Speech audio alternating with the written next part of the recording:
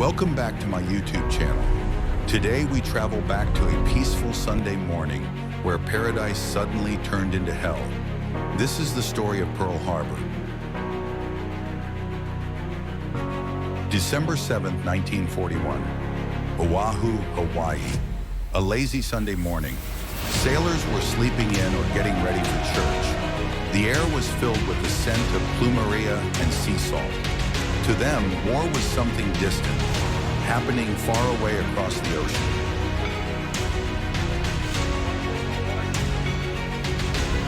But they didn't know that 230 miles to the north, death was approaching.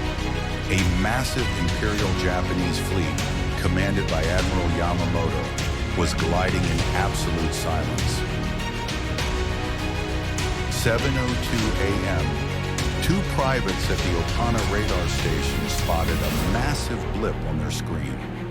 It was a flight formation larger than anything seen before. They immediately reported it to the center. The reply they received became the biggest mistake in U.S. military history. Don't worry about it. The officer thought they were just American B-17Es flying in from the mainland. And so the last chance for warning was silence. 7:55 a.m. The peace was shattered. Japanese Commander Fujita broadcast the famous code, Tora, Tora, Tora, meaning tiger, signaling that complete surprise had been achieved. The first wave struck straight at Battleship Row. Nakajima torpedo bombers flew so low that Japanese pilots could see the terrified faces of American soldiers. Torpedoes tore through the water, slamming into the sides of the giant ships.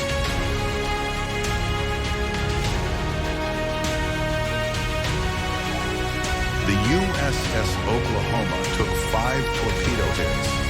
The steel monster groaned and capsized in mere minutes, trapping hundreds of men inside eternal darkness. But the greatest tragedy belonged to the USS Arizona. An 800-kilogram, armor-piercing bomb struck the forward ammunition magazine.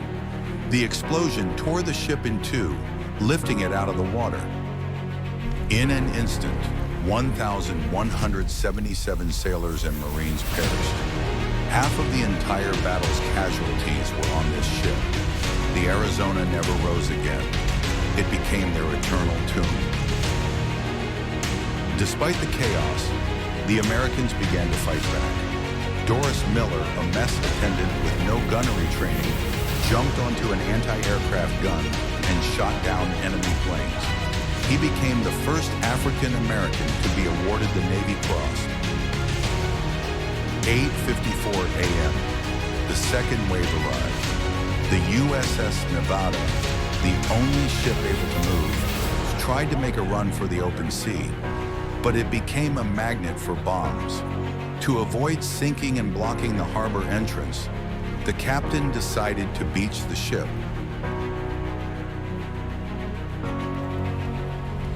10 a.m.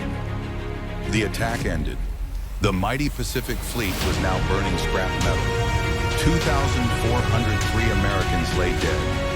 1,178 were wounded. The next day, President Roosevelt declared December 7, 1941, a date which will live in infamy. America woke up. A wave of rage spread from the East Coast to the West. Japan won a battle, but they lost the war the moment the first bomb fell. As Admiral Yamamoto feared, I fear all we have done is to awaken a sleeping giant and fill him with